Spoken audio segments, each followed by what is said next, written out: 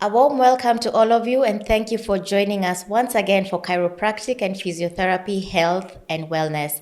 My name is Nelly Ndiga from Chiropractic and Physiotherapy Health Center, where we help people move better, feel better, and live better without the use of drugs or surgery. So today we want to delve into a very fascinating topic. We want to understand the connection between what we eat and how our bodies move, recover, and thrive. And joining me is a nutritionist, Enoch Otieno Odongo. Enoch Otieno Odongo has got an extensive background in clinical nutrition, community nutrition, and public health. He has worked in public, private, and humanitarian organizations, Red Cross, Feed the Children, Odongo, Lucy Kibaki Hospital, and Equity Afya, just to mention a few. So welcome, Enoch. Thank you. Thank you so much. It's a pleasure to be here. It's a pleasure to have this opportunity to be able to impart knowledge into the general public and help them make better decisions in regards to how they're supposed to be eating. Okay. So what made you become a nutritionist? So first things first, I am someone who really enjoys the sciences. I enjoy knowing about the human body. I enjoy to know how the human body generally functions, what you're supposed to do. And nutrition is a fascinating subject because it's something that encompasses the body as a whole.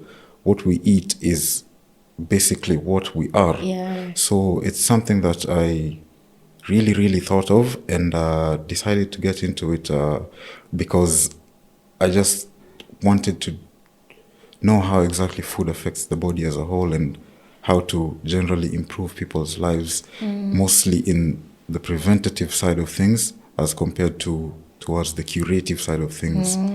Yeah. Yes, prevention is certainly better than cure. Yes. So one of the things that we treat here at the clinic, musculoskeletal disorders, back pain, knee pain, and some of the people who experience these things are those ones who have gained weight, they're overweight, Yes. they are obese, Yes. so they tend to put a lot of pressure on the structure of the spine and generally just the structure of the body. So one of the things that we advise people is that they need to lose weight. Yes. And out there are very many diets. There's juicing diets. There's proteins only diet. Yeah. There are even people who are doing intermittent fasting. So let's talk about these famous diets, the pros and cons, what is safe, and how do you get to your ideal weight in the fastest possible way? Okay, a fantastic question, first of all, and I have a lot of opinions in regards to this. So let's try to look at what you've listed. The juicing diet, first of all. What is juicing? Juicing diet is a fad or a type of diet where people essentially choose to take in liquids more so than the solid diets, and this is going to end up consisting mostly of juices. It's going to consist of some vegetables that they're going to blend in. It's going to consist of water, among other things. And this is usually done with the goal of trying to lose weight as soon as possible. Yes. So when we're looking at the pros, what would be the pros that we get from this? First of all, it's good that you're taking fruits and vegetables, so you're definitely going to be getting your vitamins. Yeah. And minerals And as well. minerals, exactly. So you'll be getting your vitamins, you'll be getting your minerals, and I don't know if we're going to be considering this as a pro, but what you're looking for, the weight loss that you're actually looking for, you're going to attain it somehow, but it's also going to be a con that we're going to discuss on. Okay. So we usually take in food, and food is made up of calories. And when you're taking a liquid diet, it's mostly going to be consisting of water. So the other constituents will make up some calories, but the caloric amount that you're taking in is going to end up being less because it's liquid. So you will lose weight because your body is in a caloric deficit. Oh, Yeah. Okay. But now we enter into the cons. One, is it sustainable over a long period of time? It's definitely not going to be. Yeah. Because what are you going to do after you've attained the weight that you've lost, you're going to go back to your usual routine. For sure. Yes. So when you go back to your usual routine, how you've been eating, what will happen is you will rebound everything, if not more, in some instances. So you're going to gain the weight again, and you're probably going to be gaining even more. Yeah. True. That's one. Two, So it's not really worth it in the long run. it's not worth it in the long run. It's definitely not worth it in the long run. So there are more cons to it. There are way more cons. Oh, yeah, okay. Way more cons. The second con is you're taking a diet consistently containing, for the most part, starch or carbohydrates, because fruits are usually containing fructose. So this is lots of sugar that you're taking. Okay.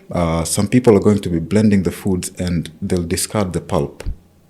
That pulp that usually stays. You're going to sieve it off, and sometimes you're going to discard it. Some of them will take it here, but after you've made your juice, some will feel that it's still tasting really bland, and you're going to add your own sugar. So we're having fructose, and then we're having extra sugar in it. Yeah. And what's this going to do? It's going to cause spikes in your blood sugar levels. And for someone who has something like diabetes, that's already a problem. But for those who are already overweight, you are at risk of something called insulin resistance. So if you have these sugar spikes consistently, it's going to predispose or increase the risk of you getting issues, metabolic issues such as type 2 diabetes. Yeah. And the final con that I'm looking at is we're not taking all the nutrients that we need. We're not taking enough protein. Yes. So while we're losing the weight that we're losing, we're also losing muscle mass because we don't have protein predominantly present in our juicing diet. So we're losing, but we're only remaining with little muscle mass, and this might even cause problems, such as your ability to bear your own weight the moment you start to gain back this weight. Yeah, and that's just for juicing. I haven't even touched on something like the carnivore diet. The carnivore diet is predominantly, so what you were talking about, the protein only. Yeah. So people would prefer to eat mostly animal-based products. So this would be meat. It could be lean, it could not be lean. This would be poultry, this would be eggs, and in some instances even dairy. And maybe you might wash it down with some fluids, you might be taking water and all, but it's predominantly going to be proteins only. Yes. And some of the benefits can be really good. For one, you've cut out carbs, and this means that your body is going to be looking for alternative sources of energy, and this is going to be your fat reserves. So you will burn the fat. Yeah, you're going to burn the fat. Another thing is your sugar levels. Because we don't have the carbs, your sugar levels are going to be stabilized over a period of time. Okay. So you're not going to be having those sugar spikes, and that's going to be good. Another thing, predominantly most of the people using this type of diet are people who tend to exercise or are into exercising or plan to get into exercising. So you're going to put on the muscle. Yes. Because you're supplementing yourself with the protein. So you're going to put on the muscle. But remember, we've cut out vegetables, we've cut out fruits, we've cut out a large portion of the diet. And these things bring in nutrients that we're not going to be having. So we might get deficiencies in some minerals, in some vitamins. And also another thing that people might not be considering is vegetables and fruits and these plant-based products contain fiber. And fiber is a really important component in bulking up the waste that we build. So you're going to be having some trouble in the washroom. Number 2. Constipation. Okay, you're going to have a lot of constipation. Yes, you might be having constipation problems. Yes, for sure. So going to the washroom might be a bit of an issue over time, and it might even develop into chronic constipation that might need interventions. And this then goes down. We're going to go down a rabbit hole because we're going to be predisposed to hemorrhoids. We're going to be having issues with staying way too long in the washroom. Yeah. So the cons. There's always a queue when you're in the washroom. Guys knocking. Exactly. So the cons are always going to be outweighing the pros. And this is because our diet and what we're trying to chase is something short term. what you need to do, or what I would advise, is just keep doing what we've been telling ourselves to do. Just keep following the healthy protocols. A balanced diet. Exactly. That's what I was trying to get to. Uh-huh. At the end of the day, balanced diet is usually the best. But this balanced diet, what exactly does it entail? What exactly are we supposed to be taking in this balanced diet? We know we're supposed to be taking our macros, the macronutrients, which are the nutrients that the body needs in large amounts. We're supposed to be taking proteins, carbohydrates, and fats, healthy fats, that is. Okay. Yeah. And we're also supposed to be taking our vitamins and our minerals. So what is this good balanced diet that we're looking at? There are very many types of balanced diets, but one that particularly piqued my interest would be the Mediterranean diet. Okay. Because when you look at the people living in the Mediterranean areas, lots of studies show that they are people who maintain lots of longevity in life. These are people who live for an extended period of time, and their quality of life is also really, really good. And some of it is attributed to their diet. So there was an article published by the New England Journal of Medicine in 2015 on the correlation between Mediterranean diet supplemented together with extra virgin olive oil and its effects on the outcome of people who are at risk of cardiovascular diseases. And they took around 7,000 people. They divided them into three groups.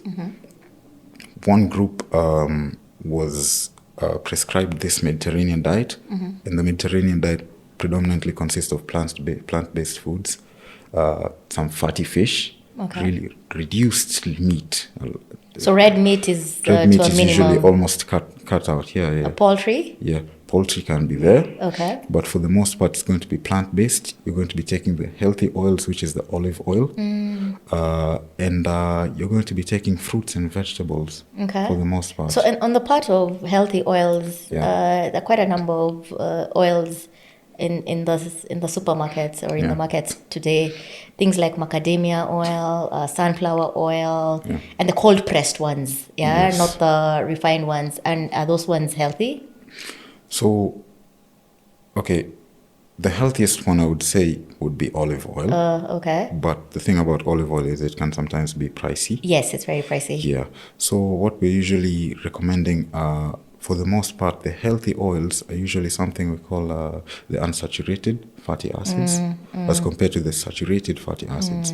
And saturated fatty acids is mostly going to come from animal products. So the animal fat, the tallow, the solidified fats.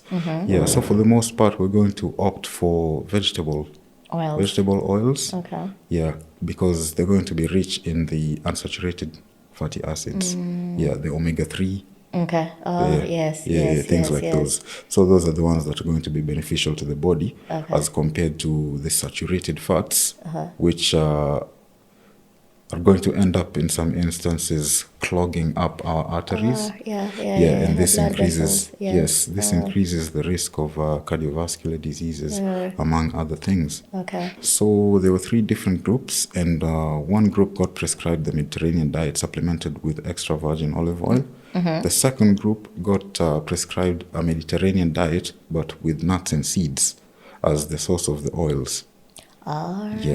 And the third group was basically the control group, where they were told the usual advice that we usually given is to try to cut down on fat. So you prescribed a low-fat diet. And the findings that were found was the first two groups, this being the group that took the Mediterranean diet with extra virgin olive oil and with nuts and seeds, actually ended up faring better because they got reduced risk of these cardiovascular issues because of the healthy oils that supplemented them, because they cut down on the red meat, which can sometimes be a really big issue, and because they took the plant-based diets, which also helped in managing their weight.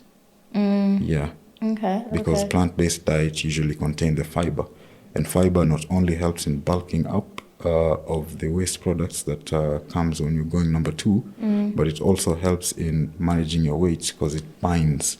It binds with the excess glucose, it binds with the excess cholesterol, and it all goes out as waste. Ah, interesting, Yeah. interesting. So at the end of the day, I've talked a lot about it, but the balanced diet always comes out best because of its longevity. It's more sustainable. All right. Yeah, you can do it for a long period of time while opting for the healthier versions, and you're still going to be managing your weight or even losing. Okay. So there's something that you brought up, reducing on red meat or cutting it out completely. What is the impact of red meat on the body? The impact of red meat on the body. So, for the most part, it usually comes down to the processing that happens. Yeah, so most of the food that ends up being processed contains lots of things that are not really desirable to the body. This could be some of the saturated fats that we talked of, and also red meat contains some nasty byproducts that could come out. Some of these byproducts could be something like purines, something called purines. And these purines, when they build up in the body, they're broken down into uric acid. And you might find that in some people who are more predisposed to it, the uric acid building up can start to deposit itself in our joints. And when it deposits itself in our joints, it starts to crystallize. And you can imagine something like salt crystallizing in your joint. It's going to be really painful for you. Yeah. And this is one of the conditions that are classified under arthritis called gout. Yeah. So excessive intake of red meat can yield some of these nasty byproducts into the body, such as the uric acid, that's going to be predisposing you to conditions like gout, among gout, other things. Yeah. But just still on that issue, we've got particular tribes in Kenya that would take red meat and take it in very large amounts, such like the Maasai, but they're not predisposed to such issues, the gout and the wax. Why? As in, yeah. So let's look at the lifestyle of people like the Maasai tribe, mostly nomadic people, people walking around, people who are really active. So while they might be taking foods such as the red meat predominantly, these are people who also have healthier lifestyles because of their activity levels. Activity levels whereby they're walking around, whereby they're jumping, whereby they're doing things. But for the most part, the general population is going to be sedentary. Yes. These are people who are working 9 to 5 in offices for the most part. You're not going somewhere, or if you're going somewhere, you're commuting. You have your own vehicle, so you're not going to be physically active. On the weekends, it's time to rest. So the activity levels is also something that's going to be factored in. Another thing is, while the Maasai are predominantly eating meat, they're also eating the organs. The organs of the animals. The kidney. So yes, the kidneys, the liver. So while meat is predominantly going to contain the proteins, going to contain some good trace minerals, the other organ meats are also rich or richer in some other beneficial nutrients. The liver contains almost everything from all vitamins to some really good trace minerals to iron. So things like that. So when you're taking when you're eating the animal as a whole, when you're taking the organ meat, you're going to end up being a bit healthier because you're maximizing on all the available nutrients that you're getting from the animal, and you're also having some level of physical activity. Okay. Yeah. All right. Interesting. There's also another kind of fasting that is done, the intermittent fasting. Perhaps you could touch on that and see what are the pros, what are the cons? Yeah. So intermittent fasting, first of all, what does intermittent fasting basically entail? This is a type of fad or diet where you'll find that people set aside a certain period of time where they won't be taking any food. So this period that they're going to be setting aside is where they'll be fasting, and then afterwards they're going to start taking in the food. So it does have some pros and it does have some cons. One of the pros would be, as we talked of, a reduction in weight. in some instances, because it depends. You might be fasting, and the time when you break the fast, the dietary options that you're choosing might not necessarily be the healthiest. And you might achieve some level of blood sugar stabilization of your blood sugars, because what we want to avoid is consistently taking ultra processed foods that's going to be triggering our insulin production, and our blood sugar starts to spike, and it continues spiking because you're taking breakfast, you've eaten something that's not necessarily the healthiest, and then at 10 you're taking something, and then at 1 you're taking something. So throughout the whole day your blood sugar is you're eating all the way. So when you're intermittently fasting, this gives your body some time to at least let's take a break. Let's chill. Let's try to fix some things hapa pale, and then we can go back. So you might achieve some blood sugar stabilization, but also on the cons, what exactly are you eating after you break your fast? Are you someone who immediately goes to take the processed foods, the pizzas, and the KFCs, the biscuits and the KFCs, and the food that you buy on the street, the smochas? Or are you someone who is then going to opt for a healthy alternative? So even if you're fasting and you break the fast and you opt for food that is extremely high in calories, you're probably not going to be losing the weight that you think you're going to be losing. So it might have benefits, but only if you're thinking of following it in a healthier manner, as compared to just opting for general food that you're going to be. And what I've noticed is we've gotten into a cycle whereby you wake up, breakfast, 10 o'clock, you want to take something, you got 1 p.m., lunch, 4 o'clock. It's not because you're hungry, but because it's habit. So I think the intermittent fasting seems to make sense, such that your body doesn't need that much food. But yes, like you say, now when you finally do eat, what exactly are you eating? Exactly. Is it healthy? Exactly. Okay.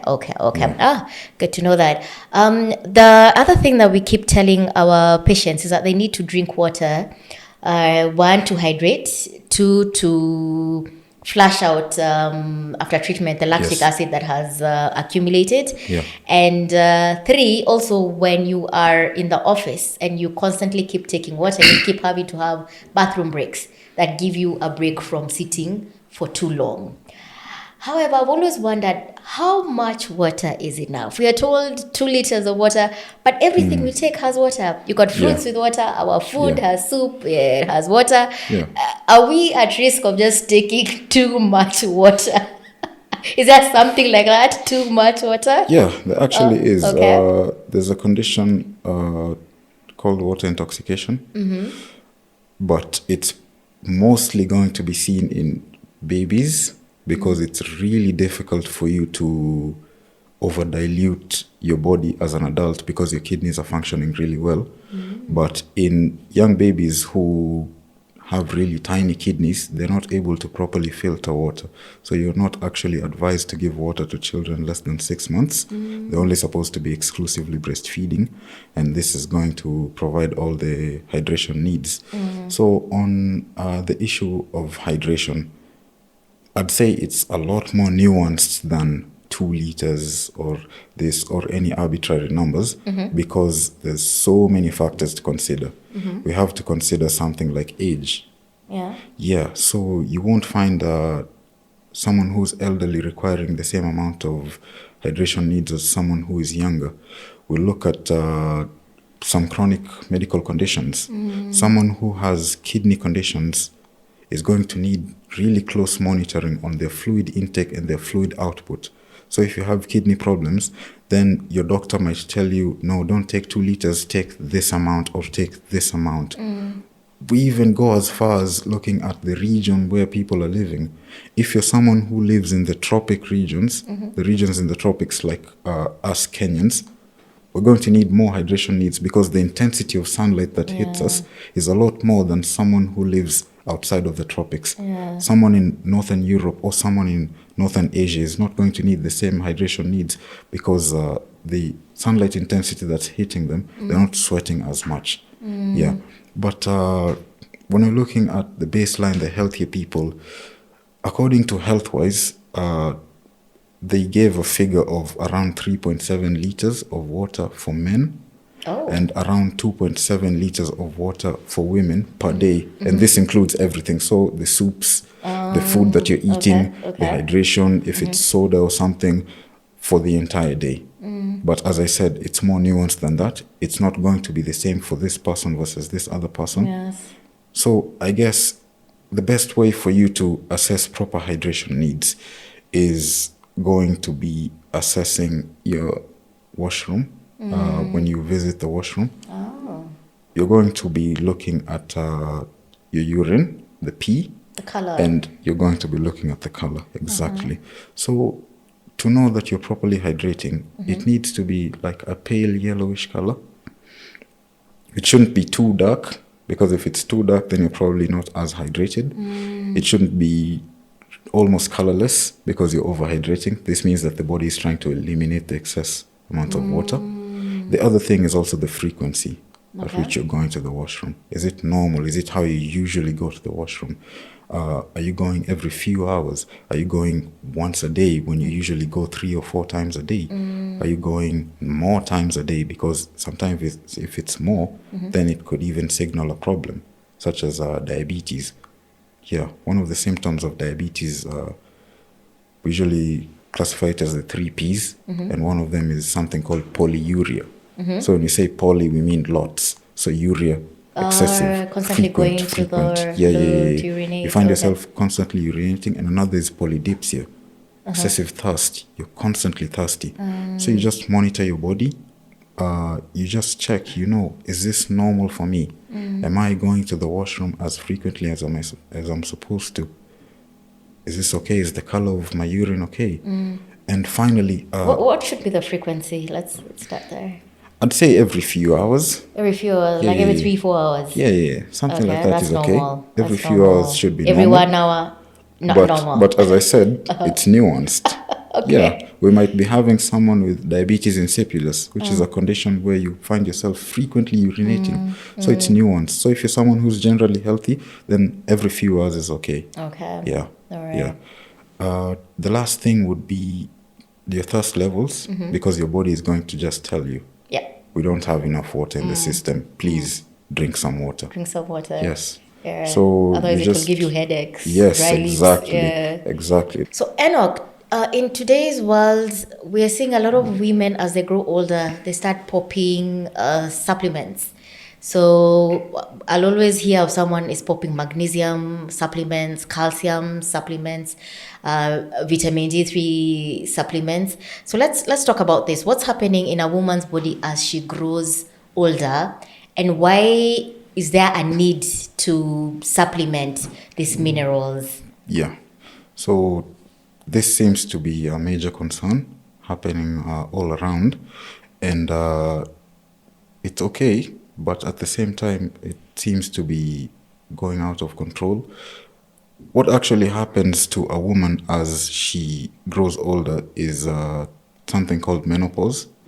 And menopause is a situation whereby as you keep growing older, you stop getting your menses, your menstrual periods, and this leads to some hormonal imbalances, and particularly estrogen, which is the most predominant hormone present in women. The amount of estrogen being produced in the ovaries starts to go low. And you'll actually find that estrogen is really important in maintaining the balance of bone remodeling in the body, because bones remodel consistently over time. Always, they're always remodeling. And when I say remodeling, I mean breaking down and building themselves back up. So estrogen maintains this balance between the two, breaking down, building up. Building up, okay. But the issue is when we have a reduced amount of estrogen, one side wins over the other. And this is the side where breaking down happens more so. So you're going to be having more breakdown of your bones than building up of your bones. And this is going to lead to the calcium from your bones being absorbed away. It's going to be absorbed away from your body. Okay. And then this starts to make your bones more brittle. It starts to make your bones more porous. It starts to make it easier for your bones to break, especially when you fall. Okay. And this is what is actually leading to people opting for supplementation, because with the availability of the internet and with the availability of knowledge throughout, people keep learning more and more about these conditions. And when they learn about it, they want it to stop or they want to prevent it entirely, leading to people opting to take supplementation. It's like self-medicating, literally. Exactly, Yes. exactly. It's like self-medicating. And my issue with this is you don't know how much or when you're supposed to be taking it or what you're supposed to be doing with it. And if you're self-medicating, especially without the guidance of a medical practitioner, then it predisposes you to the bad side effects of taking these supplements, and it might lead to other health conditions. Yeah. So you might be taking calcium and magnesium, and it ends up being too much. It ends up for being the too much. body. Exactly. Remember, we classified the types of nutrients into macronutrients and micronutrients. So when we talked of macronutrients, we talked of proteins, we talked of carbohydrates, and we talked of fats, the healthy fats. But when we talked of micronutrients, we mentioned minerals and vitamins. Why do we call them micronutrients? Because the body needs them in micro in amounts. small quantities. Yes. Okay. So if you find yourself taking supplementation coupled together with your diet, then your body is going to have an increased buildup, and it only needs a micro amount. So it's going to start struggling with eliminating it, and in some instances, you might start experiencing some issues. So you'll have poisoning of certain minerals. But more so we're talking about illnesses. So the thing about calcium is it's one of the leading causes of, or one of the most common types of kidney stones that could form. Yeah. So excessive intake of the calcium supplementation predisposes you to kidney stones. And another thing that might be even more severe is the calcium is going to start depositing itself on your major blood vessels. Yeah. So it's going to start hardening it. A condition known as arteriosclerosis, calcification. Exactly. Thank you. Okay. Calcification of your blood vessels, leading to arteriosclerosis, and this then is something that might be a risk for certain cardiovascular conditions. Yes. Okay. So say something like calcium, common foods that we can eat to just pick up calcium. Yeah. So if you'd like to meet your dietary intake of calcium, most of it can be supplemented purely from food. And the most common sources is the dairy sources. Dairy, You might get them from dairy sources, but you might also get them from green leafy vegetables. Yeah. Okay. So the spinach and the likes. You're also going to get it from animal sources. So it could be some lean meat. It could be organ meat. Yeah. Okay. So you might get your calcium sources from places like that. Organ meat pretty much has everything, huh? Organ meat is really good. I'm not advocating for excessive intake of organ meat. Be warned. Yes. Okay. So we've talked about what predisposes women to brittle bones, osteoporosis, but are men also at risk of getting there as well? Yeah, definitely. We live in a world where a lot of things have been streamlined and made easier. And this level of convenience also comes with a sedentary lifestyle where we might not find ourselves moving as much. And when we're moving, we're confined to some small spaces, or we're not as exposed to nature as much as we'd want. And one of the ways in which a man might develop conditions such as osteoporosis is the minimal exposure to sunlight. Yeah. So if you're someone who is consistently working, you're working your 9 to 5, so this means you're commuting at such an early hour and you're leaving at such late hours, you barely get to see the sun, and you're confined to a space where sunlight doesn't even reach you. you're also not eating as well as you'd want to. You're taking lots of ultra-processed foods, and this might lead to a depletion of the calcium from your bones, because your body is going to look for the alternative sources, and it's going to find them from your bones. So lifestyles, the lifestyle that we're living could also be a major factor. Another thing is age. As you grow older, your bones also tend to be more brittle as you keep aging. Yeah. And the other thing, we earlier talked of people living outside the tropics. And these are people who are also predisposed to it because, as I said, the intensity of sunlight that's hitting your skin is not as high as you'd want. And in some places, they might not even be receiving sunlight at certain parts of the year. They don't get enough sunlight. And if you're also coupling this with a poor diet, then the likelihood automatically goes up for everyone, men and women. All right. Yeah. So you mentioned sunlight, and I want to know, what is the connection between sunlight, calcium, bones? Yes. What is that whole connection? Yeah. So sunlight is one of the ways in which our bodies are able to naturally produce vitamin D. And how does this happen?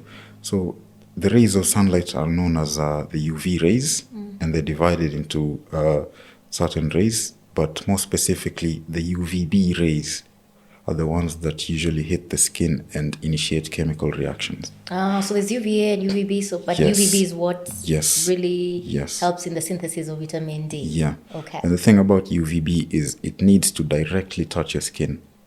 So there shouldn't be any barriers that hit it. Okay. For example, a glass window.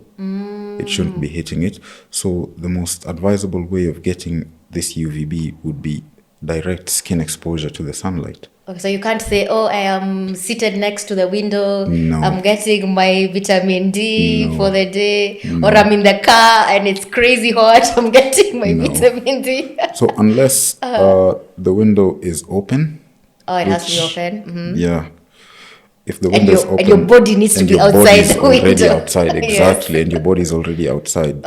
But preferably, if you're able to get a break or something, maybe you're going for your lunch break, then try to sunbathe as much as you can. Yeah. So what Meaning actually? also you need to expose your skin. Yes. Okay. Yes, as much as possible. You don't go outdoors with fully clothed. Yeah, you shouldn't be fully covered. Fully covered. Yeah. Okay. So what actually happens is these UVB rays hit your skin and initiate a chemical reaction. And this chemical reaction is going to lead to the production of the pre-vitamin D, which is going to go into your blood. And when it goes into your blood, it's going to go into your liver and your kidneys, where it's then going to be converted into the vitamin D that helps us. And vitamin D is especially important in calcium metabolism. So this is where vitamin D and calcium comes in to help strengthening of your bones. Okay. Yeah. Okay. Now I get the connection. So, in the instance that perhaps there are people who are just unable to get direct sunlight. Yeah. Yeah, it could be maybe working crazy hours, or they work at night, are sleeping during the day. How can that population be helped? Yeah. So as I said, sunlight is usually the best because it's the most convenient. But if you're in a position where you're not able to get adequate amounts of sunlight, then it would be better to opt for dietary options before we think of something as drastic as supplementation. Because as I said, supplementation is something that should be done under the supervision of a medical doctor. Yeah, because they're able to properly monitor if it's getting too much or if it's too little, so they're able to manipulate it. But you have the dietary options, and they are diverse. So we talked of animal products.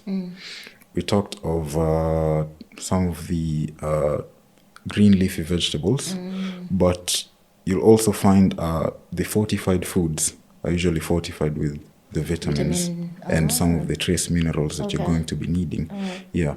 So good sources of vitamin D would be things like fatty fish, the nuts and seeds that you're going to get, and the green leafy vegetables, and some of the fortified foods that you're going to get. It could be So your fortified. usual groundnuts can Yeah. give you vitamin Yeah. D. Yeah. Okay. All right, interesting. Yeah. So if we are sunbasking, do you just sunbask any time of the day? How many hours or how many minutes? What is enough? Yeah. So the best time is usually, I would say, early morning to midday. Early morning to midday, when the intensity of the sunlight keeps on increasing. And it would be best to sunbathe in around 15 to 30 minutes. That would be the best time to get proper, adequate exposure of the sunlight, so that you can yield maximum benefit of the vitamin D production. Yeah. So especially after COVID, we've been getting more and more people being active, and we have more people running. We have more people hiking. Yeah. We have more people going to the gym. Yeah. And for and this things that really what is it called, put a strain on the body, right? Yeah. So what kind of diet should they be on so that one, they can handle whatever it is that they are, these activities, and two, they can recover very fast after undergoing these activities such as marathons, Yeah. the hikes. So let's look at what happens to the body when we're doing these endurance type of activities. First things first, as we're exerting ourselves, we are using our muscles, the muscle fibers, and over time they might start to get degraded and tear off. Muscles are predominantly protein in nature, so we already have our first answer. We're going to need to increase protein intake. The second thing that happens is, in order for these muscles to properly contract and move you forward, you need energy. And as we're running or taking part in these endurance activities, then we're depleting our glycogen reserves. So we're going to need healthy carbs so that we can both load up and replace after we're done. The third thing, as we're running, we're going to be losing fluids and electrolytes through sweating. So we are going to need to properly hydrate, and we're going to need to replace these electrolytes. So let's talk about these three things. Protein intake. We're going to up our protein intake, and we've talked of a number of protein sources. We've talked of the lean meat, we've talked of poultry, we've talked of eggs, dairy, but you also have plant sources of proteins, such as the legume class. We're talking of beans, we're talking of the ground nuts, the various types of nuts, peas, lentils, etc. So if you load up on these, then you're going to have the necessary protein amounts to facilitate proper tissue repair and muscle repair, and even bone repair in case you have any issues with your bones, ligaments, joints, etc. Proteins are the building blocks of the body. So if you're trying to build or repair the body, then you automatically need proteins. Anything involving exertion of your body is going to need proteins. Carbohydrates, you're going to need this energy when you're doing endurance type of activities, and you have to load up on carbs. And when I say carbs, I'm talking mostly healthy carbs. Yeah. So these are carbohydrates you're going to get from whole grain products. The whole grain, not the ultra processed ones. Yeah. So the whole rice. grain, we are talking of what is it called? Like if you're doing ugali, it has to be the ground one. Yeah. You're laughing because you know. You know, not everyone likes it. Mepeleka mahindi Yes. kusiaga. Exactly. Okay. Yeah. So we are talking of that. We are talking of arrowroots. We are talking of Exactly. okay. I'm getting you cassava. Cassava, So sweet basically, potatoes, yeah, sweet potatoes, bananas, yams. Okay. So reduce on the pizzas. Reduce can't on the load up on refined pizza. flour. Yeah. Okay. And that's because they spike the sugar level. They spike the sugar levels, but also they predispose you to gaining lots of weight. Because remember, what happens to the body when we take in these refined carbs? First of all, they're going to be absorbed really quick. So yes, they will spike the sugars before the body can react appropriately and secrete the insulin. But also, the body is only going to use what it needs. So what does it do to the rest? It's going to store, and it stores it by converting it into the extra weight, eventually into fat. Okay. So you're going to end up gaining weight in some instances, which might not necessarily be what you're looking for. Okay. Yeah. All right, so another thing that we talked about is loss of electrolytes while people are doing all these activities. Yes. So the natural sources for getting electrolytes, because I see a lot of people do the energy drinks, like we buy drinks from the supermarket to replenish the electrolytes, but are there natural sources Yes, to go for? definitely. We talked of the nuts and seeds. They also contain lots of electrolytes. You had mentioned the banana when we were talking about loading up on carbs. And the banana is a really fantastic source of potassium, specifically. So you're going to get your potassium needs from banana. Some soups and broths also going to be having the electrolytes.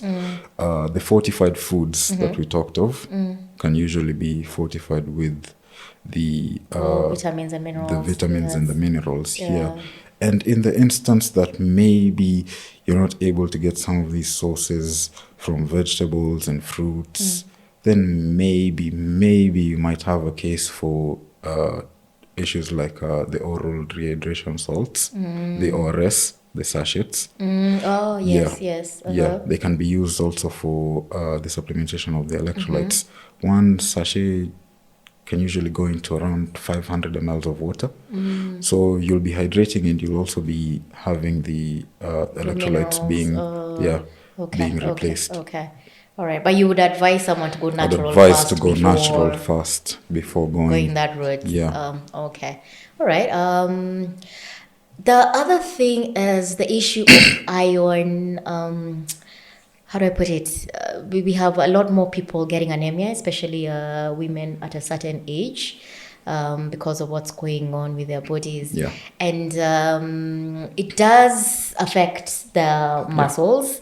And so there's need to actually get enough iron for the body. And the sources for this iron, and because sometimes, yes, you are anemic, yes, your HB is low, and you try and take all this skupawiki, spinach, the works, but the iron levels are just not going higher. They're not behaving. Yes, it's just not behaving. The liver, and you know what? There's only so much liver you can eat. It has a certain taste, and there's only so much you can handle. So yes, what is it? How come we are not picking up iron from the food as fast as we should? Okay, there are a number of reasons I can think of. One of them, first of all, let's try to classify these dietary ions that we're taking. Yes. Iron can be divided into the animal products known as heme ions, heme sources of ions, and the plant-based products known as non-heme sources of iron. And the thing about heme ions, these are the animal-based, so the liver, the red meat, etc., is it's easier for the body to absorb them. So they're more absorbable by the body as compared to the plant sources, which are the non-heme, that are going to need a bit more assistance in terms of helping you to absorb them. And when I mention assistance, I just mean accompanying it with a vitamin C source of food, because vitamin C increases the bioavailability of this non-heme iron.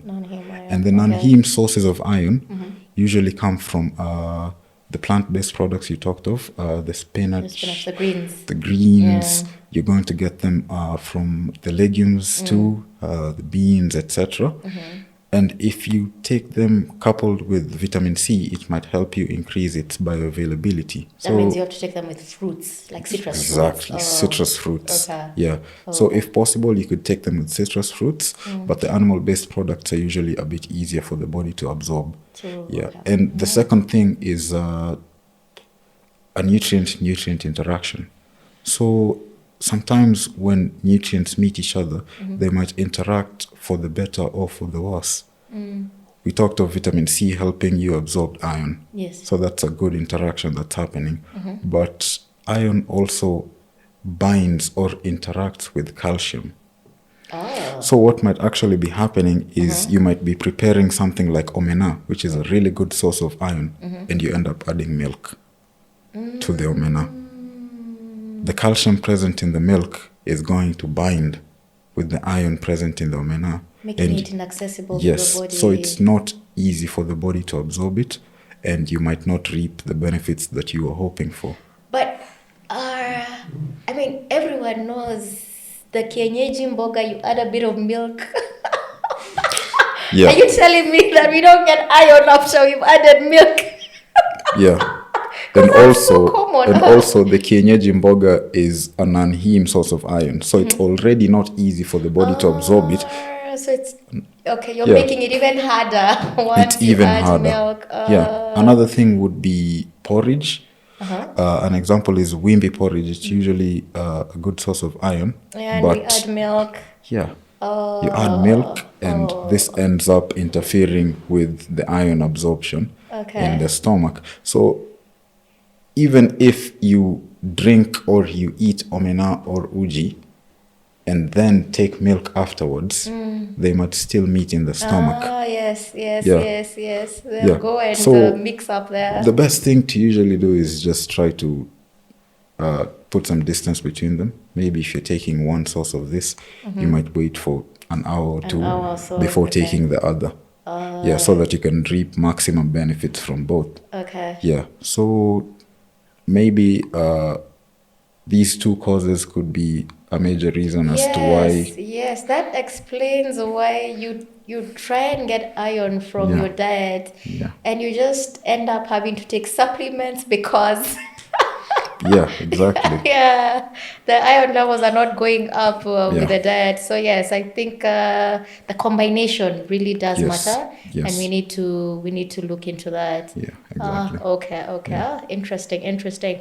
So let's talk about when we are injured and inflammation is high in the body, and there's also pain. Are there certain foods that we could take that could help with the inflammation, could help with the pain as well?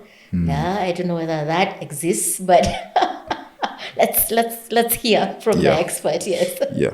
So inflammation is usually a response from the body towards some stimuli, especially when the body is trying to fight off infection. I'm speaking mostly about acute inflammation, because acute inflammation can be good in some instances, because the body ends up raising its temperature, and this improves the immune system function and enables it to fight off infections more efficiently. The problem comes about when inflammation starts to become chronic over an extended period of time. And when we're looking at addressing this,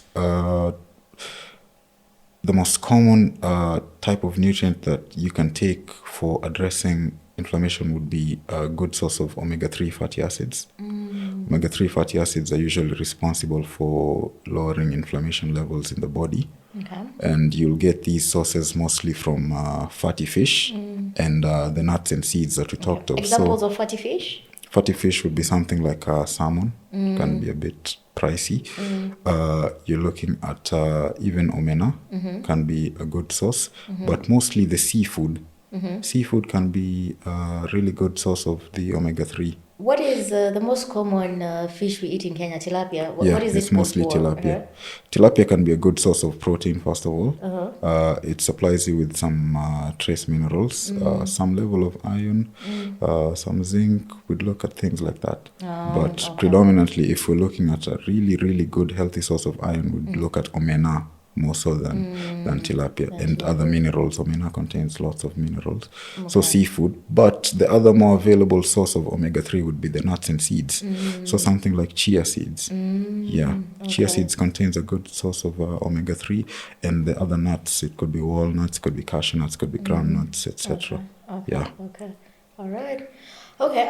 So talking about now, in summary, for us to maintain bone health, muscle health, and basically the musculoskeletal structure, What are foods to avoid, and what are the foods to gravitate towards?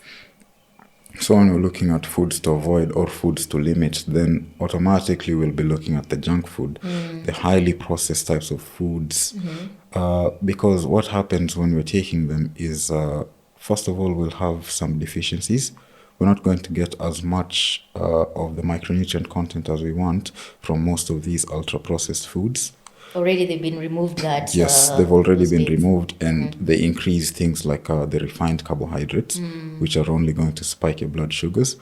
You also want to look at trying to limit the inflammation, because these junk foods are going to increase the inflammatory response of the body. So the inflammation might get to a chronic enough point that it starts to affect your musculoskeletal system, and even in some instances affect absorption of calcium, Oh. which might affect the integrity of the structure, the entire structure of the body. So yeah, in general, we just would like to just classify them as the junk food. The junk foods. Yeah, and we're aware refined of foods. most of the Yeah. sources, the junk and the refined foods, Yeah. because of the promotion of the inflammatory responses and the likelihood of increasing deficiency levels to the body. The foods that we would like to promote to increase the musculoskeletal health, we said that the body in general is predominantly made up of muscles, tissues, cells, etc. And these are protein in nature. So number one is always going to be protein. A good source of protein, lean meat that's not too much fat, the eggs, etc. Take enough proteins so that even if you are in a condition or a situation where the body needs to repair itself, you already have the proteins necessary for repairing the body. We talked of the omega-3. Omega-3 is a really good way of trying to limit or prevent the inflammatory responses of the body. We haven't mentioned zinc. Zinc is a really good trace mineral, especially in promoting immune function, but also wound healing. So if you are in a situation where you need your wounds to heal, then you're going to get good sources of zinc from animal products. You're going to get them also from the nuts and seeds. Yeah, the nuts and seeds that we've listed all through. We look at things like vitamin C. Vitamin C is really good at, or it's essential in collagen production. And collagen is important in tendon health, ligament health, and even the skin health. So when we're even looking at the wound healing aspect, then vitamin C is really good for your skin in terms of wound healing. Vitamin C is also an antioxidant. And we're aware of the vitamin C sources, the citric acid. Yeah, the citrus fruits. The citrus fruits, sorry. And it's a really good source of antioxidants. And antioxidants are basically compounds that help in eliminating free radicals. So what are free radicals? Free radicals are these byproducts that come about after your body cells or your body does its metabolism. So when it builds the body, or when it builds itself up, or when it destroys some other things, there are byproducts that are released into the body that are called free radicals, and they're harmful to the body. So antioxidants are really good when you're trying to eliminate these free radicals, and vitamin C is a really good antioxidant. Okay. Yeah. All right. That's interesting. So, a question for the women mostly. So, if you want better skin, I've heard about collagen building. Yeah. What are kind of foods you should gravitate towards? So for the most part, it will be fruits and vegetables, because we're looking at what is going to make your skin as supple as possible. And this would be vitamins for the most part, the vitamin A, the vitamin C, and you're going to get them from the fruits and the vegetables. So make sure you eat your vegetables, make sure you take your fruits in proper amounts, and you'll be okay. Yeah. Okay. So whatever diet you do, make sure it's balanced. Make sure it's balanced, exactly. There are tweaks and modifications that you can do for them. But at the end of the day, if it's balanced, then it's sustainable. And if it's sustainable, then you can keep doing it. Yes, that's and for it's sure. going to reap the maximum benefits. There are instances where healthcare practitioners might opt for a more drastic diet or eliminate a certain thing, but it's never permanent. It's always to prevent a certain thing or try to mitigate something that's causing us problems. A bit of an emergency. Exactly. So you might end up having this taken off by your healthcare practitioner and think that it might be a problem. But eventually, over time, it's supposed to go back to a balanced diet. That's how we've always been doing it for millennia. And that's how it's always going to be for our bodies. Okay. Yeah. Okay. Yeah. All right. I think this topic is very wide, and we shall definitely do it again. Yeah. But I would like I think just what you need people out there to be conscious of when it comes to nutrition. Your parting shot. Yeah. I think the most important thing to be conscious about is what exactly we're trying to eat. We've talked a lot about what we're trying to manage, People out there and it's important to try and cut down on most of these unhealthy sources of fats and refined carbohydrates. A recommendation maybe would be when you're visiting the hospital, trying to make consultations, it would also be important to get to know your body and how exactly you're going to do this. When you're consulting someone who is, say, a nutritionist, they might be looking at your body proportions, they might be looking at things such as your body mass index, and in some instances might even need to delve deeper so that they can find an answer. Some ways such as body composition analysis, whereby you might need a machine where it accurately maps the proportions in your body. And it would be really important for people to know the body composition analysis, because it might tell you the exact muscle mass, the total body fat, the total body water. And if you are this educated in this aspect, then you're able to formulate a good enough decision based off of your goals. It could be increasing your muscle mass, it could be reducing your fat, it could be increasing your total water intake, etc. Yeah, so just try to eat as healthy as possible, and whenever possible, visiting the hospital, try to get to know your body composition analysis. Yeah. Okay. And do not take supplements all willy-nilly. Yes, please. Please make sure you see a medical doctor and they examine you and find out whether you actually do need the supplements. So I have been your host, Nelly Ndiga. Do have a lovely evening.